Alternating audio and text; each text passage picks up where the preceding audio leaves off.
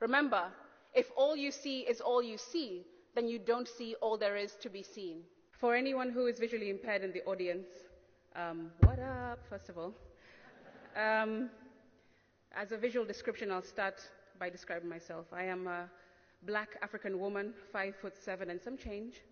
I'm wearing black flats. My hair is up in an interesting situation. And I've got on beaded earrings, Maasai earrings, and a black dress, which I call my power dress. I wear it when I need a bit of confidence.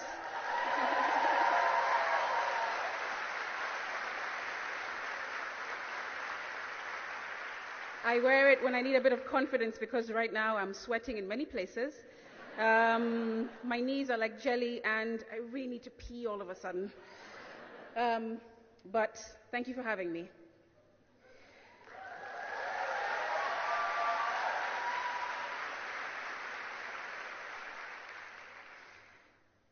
I had my first major eye surgery in 2010. General anesthetic, knife to the eye, 2 hours instead of the quick 40 minutes they had anticipated, and it didn't work. In fact, I came out of theater having lost more of my already declining eyesight. You see, since high school, I had been losing my eyesight, very slowly, very gradually. And at the time, I had no idea why. Glaucoma wasn't a word I had ever heard before. None of my family had either. Then the ophthalmologist told me it's not just glaucoma, it's glaucoma the remix. He said that my glaucoma had already caused a lot of havoc in my eyes and that they will not be able to stop it.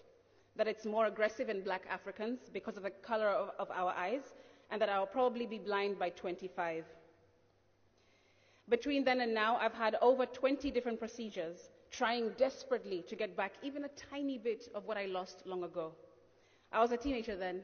As my friends were discovering their paths and future ambitions, I was thrust into a world of darkness, grappling with the heavy burden of visual impairment in little Mombasa Island on the coast of Kenya. It's one thing to go blind, but it's another thing to go blind in a society that clings on discrimination, steeped with traditional prejudices. My name is Senator Crystal Asige, a human that is crazy about amplifying the voices of those who are overlooked and underestimated, the underdogs, like I have always been. I'm a fervent believer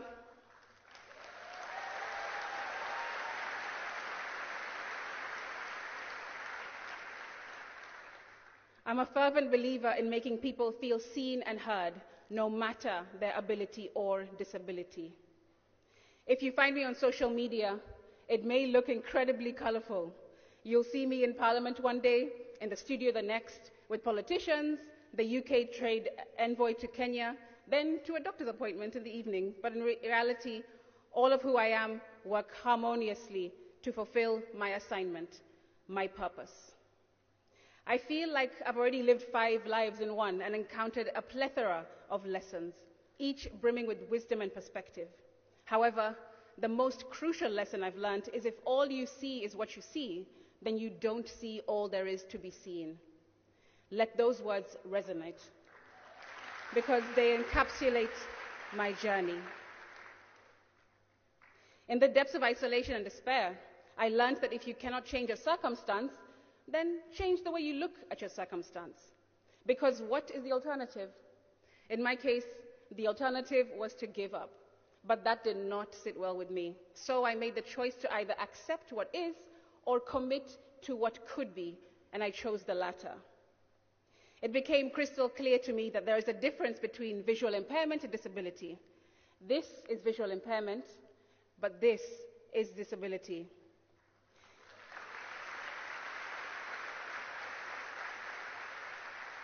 I very quickly learned that disability does not discriminate. People do. In fact, disability can be the catalyst for unparalleled strength and adaptability. The most extraordinary gift my disability has given me is resilience, an unwavering determination to rise above adversity, and the ability to pivot and turn things around when they seem to be going left. I'm sure that's something that we all share here today as young people, right? Fast forward, the Dutch Ministry of Foreign Affairs found me in my work, just a needle in a haystack of change makers like you, and invited me to last year's summit. It was here where I got the news that I had been gazetted into the 13th Parliament of Kenya.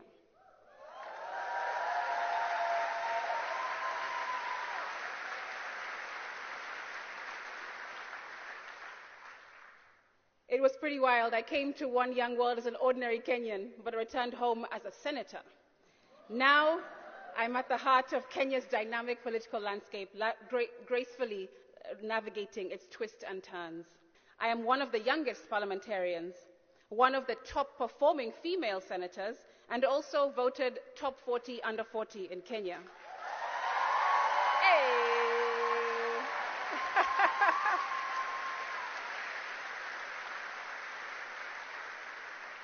The platform on which I stand today has played an integral role in shaping me into the person that I've become.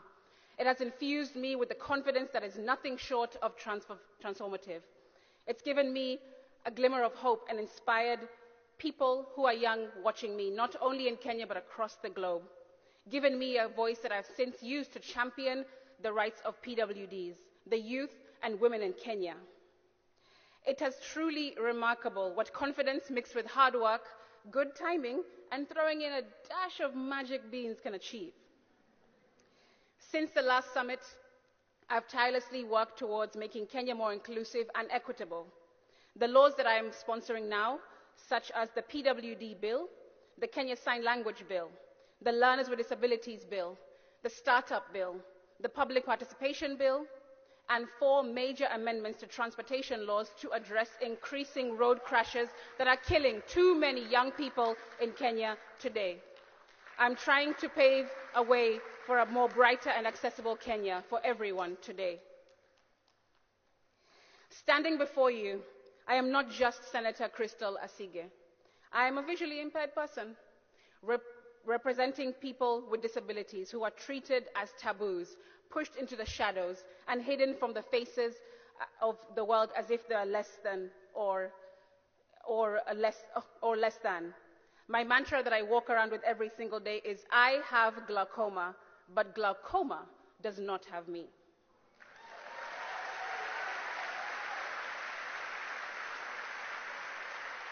When I spoke to you a year ago, I wore the same hat, carrying the weight of those unheard voices.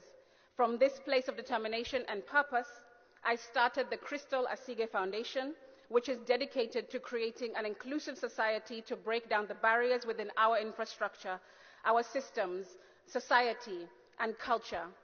I aim to open doors of opportunities to marginalized groups, especially PWDs. I haven't left my creative side behind, though, and I am still using music to get young people excited about current affairs. Maybe the next social media hashtag will read, Senator Crystal Asige sings in Senate. After this session, I hope you will remember me as an example of a shattered stereotype. People with disabilities are not mere charity cases or prayer items in the neighborhood Bible group. No, we are individuals with skills, talents, and powerful inherent creativity that can surprise and elevate the world that you have never imagined. Though I am now a politician, I am a person first. I won't barrage you with geopolitics and geoeconomics. Instead, I want to focus on leaving no one behind. I'd like to remind you that leaving no one behind includes yourself. Give your all, be authentic, embrace all aspects of yourself, and don't ever hide. In keeping with this year's theme, peace and reconciliation can't work if we are separated and individualistic. It requires a collaborative endeavor. Remember, if all you see is all you see, then you don't see all there is to be seen. From here on out, ask yourself, who haven't you seen? What haven't you seen? And more importantly, what about you haven't you seen yet? Thank you very, very much.